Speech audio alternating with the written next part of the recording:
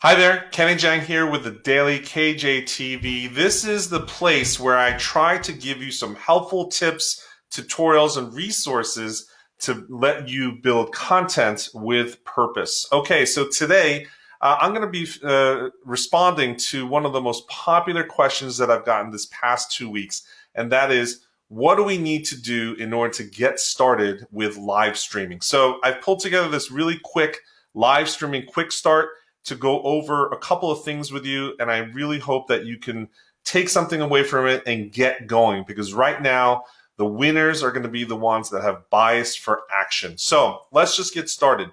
Video is the new black. Get ready. You know why? Because, like it or not, the culture has zoomed ahead, whether you are still here or not, and is now a mobile first video led environment, right? We are living in Netflix nation. People are consuming content like never before. It is a mobile first environment, tablets, smartphones, etc. We are no longer on desktop computers. We are consuming video as we go on the go. And this is something that you need to take advantage of. So if you're trying to get the message out during this period of time, you need to turn on video. So let's get started with what you need to get ready with.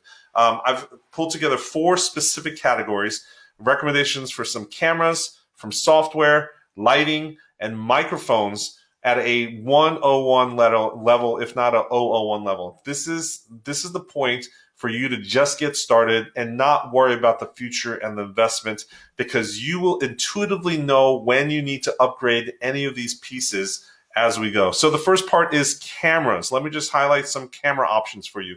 First of all, we are in a remote working environment for the next couple of months. The Brio by Logitech is a solid webcam that you should pick up today. It is Ultra HD, meaning 4K video, multiple speakers, very flexible. It attaches to the top of your laptop screen.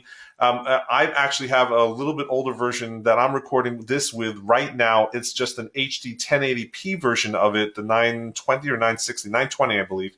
And it's sitting on a mini tripod on my desk.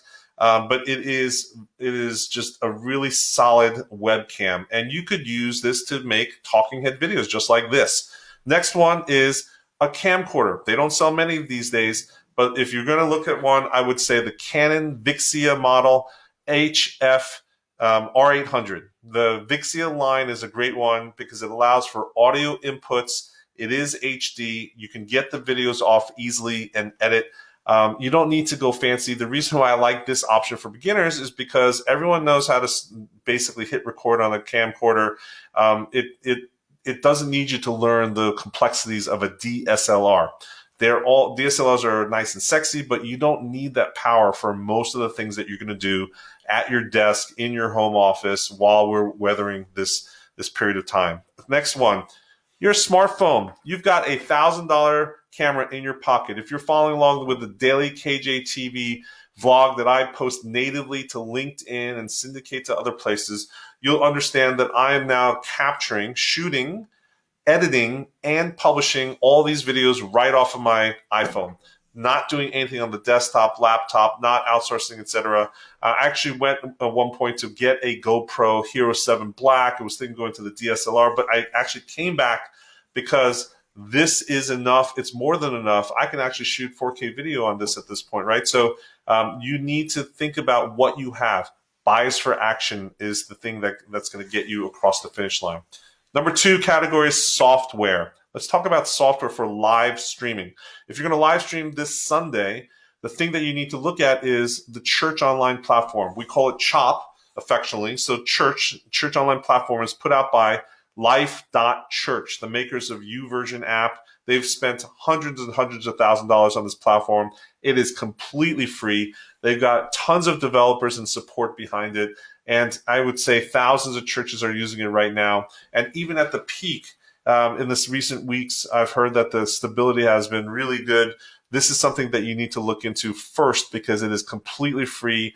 It is top notch and it's accessible to everybody. The next one is, if you're going to go a little fancy, Switcher Studio. It's an app that you can download both on the desktop and the iOS devices. I believe there's a Android version, but the cool version of this is you can hook up to 9 iOS camera-enabled devices, whether it be tablets or phones. So if you have any old phones lying around, you can actually pick up some cheap old phones on eBay, right? And all you need is the camera. You can hook up to 9 different cameras in your environment with different angles, close-ups, far, back of the room, that kind of thing, side shots.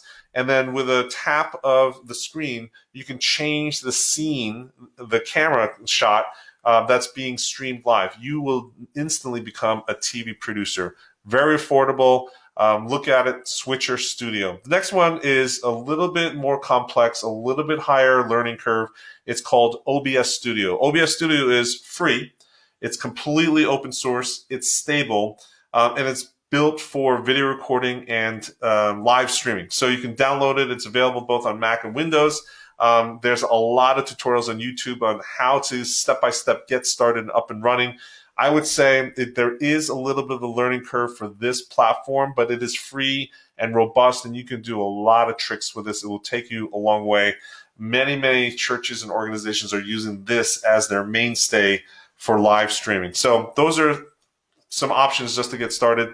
Let's look at lighting next. You don't need to go fancy. I just found this one on Amazon, and it's a soft box light kit. You know, it's a tripod stand. You've seen those poles, and a black square box with a diffuser, like a white diffuser cloth in front of it. This kit I found on Amazon for $39. That's it. $39 delivered. You got one light kit. It comes with 2 bulbs. It's 135 watts each. It is bright enough that you should be able to do some straight down the barrel, simple talking head shots. Now, you might not need lighting in the environment that you're in because you might have natural light coming in. You might have other types of light sources. You should really test to see what you need. Test a couple of videos talking from afar, close up, see how the audio actually sounds, see how the video sound looks, see how the lighting is your skin tone orange, is it dark, etc.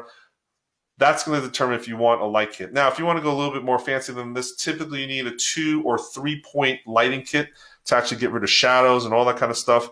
I found the newer LED softbox lighting kit. It comes with 2 softboxes in this one. It's LED and it's variable lighting, meaning it's dimmable and it actually changes the color temperature from like sterile white to a little softer, that yellowish tone of the old incandescent lights. So this is a great kit. I just bought this for a church studio that we're setting up.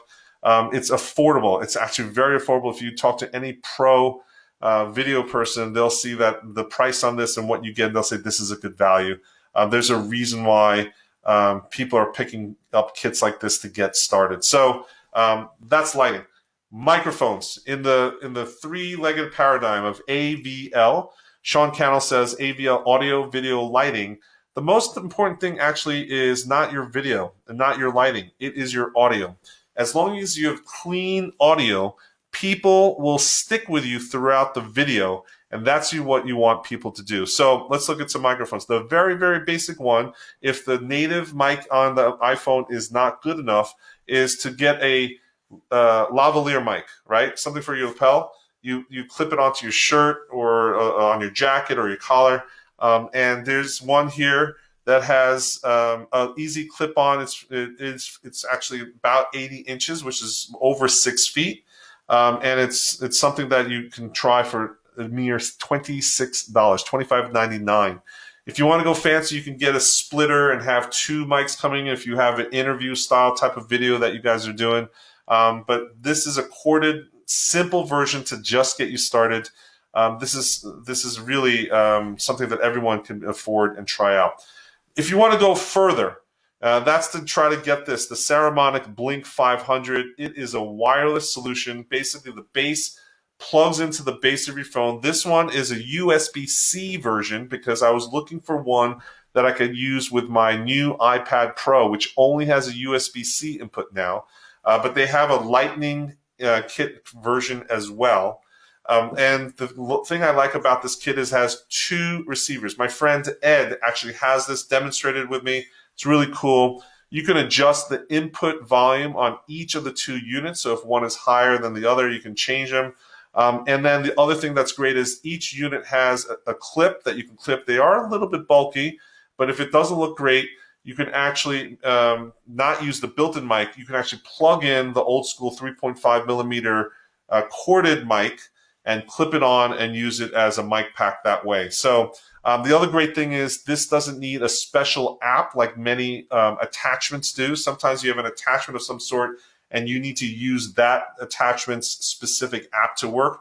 This one acts as your native microphone. So whatever app you're using, whether you're using Clips or Big View or what else, InShots, or even the native camera recording app here, it doesn't matter because it acts as the native microphone. This is something that everyone should be looking at. It's really versatile and it's very useful when you're on the go. Okay, here's the bottom line. Whatever you do, I don't want you to get stuck in the mud because of gear, because this is the mantra you must please repeat with me.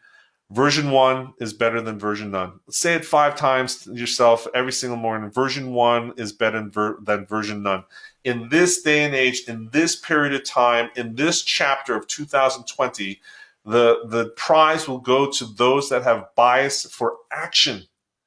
You need to just get started. Just get started. There's a saying amongst a bunch of us that are creators.